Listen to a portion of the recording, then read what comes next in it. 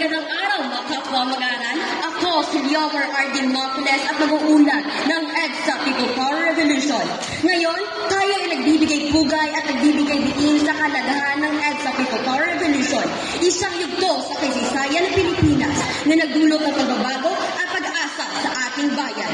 Noong Pebrero 1986, ang EDSA ay naging sentro ng pagkilos at pagtutol ng milyon-milyong Pilipino laban sa mapanupin na rehimen ng dating Pangulong Marcos. Sa pamagitan ng pagkakaisa, determinasyon at tapang, nagtagumpay ang sabihanan sa pagtatalsik kay Marcos at ipataguyod ng demokrasya.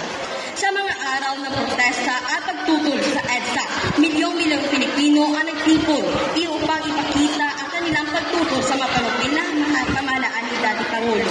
Sa anibersaryong ito, nagbibigay pugay tayo sa mga bayani ng People Power Revolution na nagtaya ng kanilang buhay para sa kalayaan at katarungan.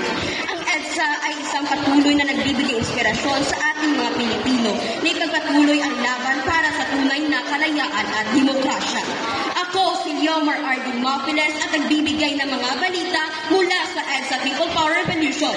Patuloy nating alalahanin at pagdidiwang ang diwa ng EDSA People Power Revolution bilang simbolo ng pagkakaisa at determinasyon ng sambayanan. Maraming salamat sa magandang araw sa inyong lahat.